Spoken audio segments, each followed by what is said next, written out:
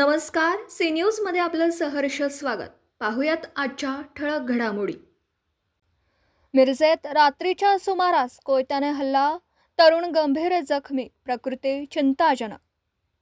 मिरज उत्तमनगर येथील घटना.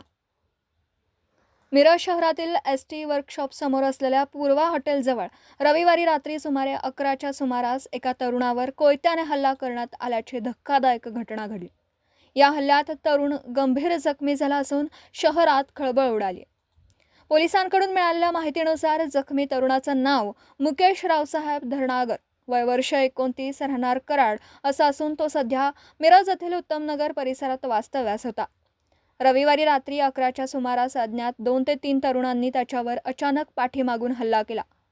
हल्लेखोरांनी कोयत्याने कमरेच्या पाठीमागील बाजूस गंभीर वार केल्याचं पोलिसांनी सांगितलं. हल्ल्यानंतर जखमी अवस्थेत मुकेश धरणागर चेतना पेट्रोल पंपाजवळ कोसळला. घटनेची माहिती मिळताच गांधी चौकी व शहर पोलीस ठाण्याचे अधिकारी व कर्मचारी तातडीने घटनास्थळी दाखल झाले. पंचनामा करून परिसराची पाहणी करण्यात आली. जखमी तरुणाला तात्काळ उपचारासाठी मिरज सिव्हिल हॉस्पिटलमध्ये दाखल करण्यात आलं असून त्याची प्रकृती चिंताजनक असल्याची माहिती रुग्णालय प्रशासनाने दिली.